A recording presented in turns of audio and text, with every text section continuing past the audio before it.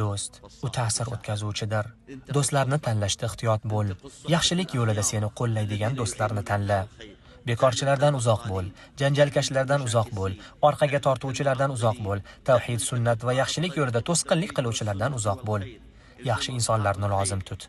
Ular seni Allohni eslashga undaydi, Alloh uchun nasihat qiladi va Alloh yo'lida yo'l ko'rsatadi. Ular seni ibodatga rag'batlantiradi, gunohlardan qaytaradi va seni yakka yolg'iz Allohga yaqinlashtiradi.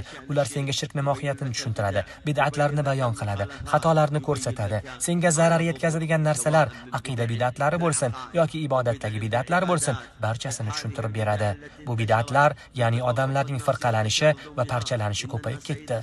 Odamlar Alloh yo'lida yurganida ular Allohga itoat qilishda bitta jamoa bo'lib, bitta rahbar ostida, bitta aqidada bo'lib, rasuliga ergashib, hukm qilishda Robbining kitobi va nabiyining sunnatiga bo'ysunishlari kerak.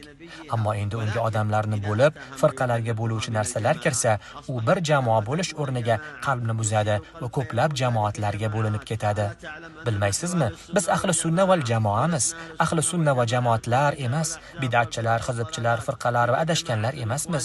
Ana ular ixvoniylar, ana ular tablig'chilar, ana ular ahboblardan, ana u da'vatchilar, ana ular IShIDdan, ana u sururi, ana u ixvoni, ana u qutbi. Bu nima? Bu nima? Nega bunday bo'linish va parokandalik? Axir biz shu masjidda bir jamoa bo'lib namoz o'qimadikmi? Shu masjid hammamizni sig'dirmaydimi? Jamoa o'qilayotgan paytda yana alohida jamoa bo'lish to'g'rimi? Payg'ambarimiz nima dedilar? Iqomat aytilgandan keyin farzdan boshqa namoz yo'q. Shu bois musulmonlar jamoasi bilan birga turib imomga itoat qilish lozim. Axir payg'ambarimiz sollallohu alayhi va sallam chiziq chizib, so'ngra yo'llarni bayon qilgan edilarmi? Huzayfaga nasihat qilib dedilar: "Jahannam eshiklari oldida turuvchi da'vatchilar bo'ladi. Kim ularga ergashsa, ular uni jahannamga uloqtiradilar." Huzayfa radhiyallohu anhu dedi: "Ya Rasululloh, men nima qilay?"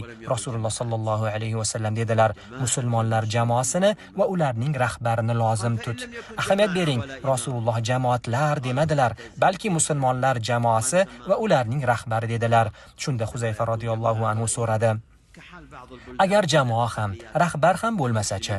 Rasululloh sollallohu alayhi va sallam dedilar: "O'sha firqalarni tark et." Qarang, Rasululloh ularni firqalar deb nomladilar. Qachonki jamoat bo'lmasa, rahbar ham bo'lmasa, masalan, ba'zi kufr mamlakatlarda yashovchi ozchilik musulmonlar holatida, u holda barcha firqa guruhlardan chetda bo'l. Ehtiyot bo'l, firqachilik qopqog'iga o'ralib qolma. Aslida hech qanday qiymati bo'lmagan narsalarning quli bo'lib qolma. Chunki bular bid'atlar va yangiliklar qalblarni buzadigan narsalardir. Ogoh bo'l, biz ahli sunna val jamoamiz. Ahli sunna va jamoatlar emas, hizblar yoki firqalar ham emasmiz.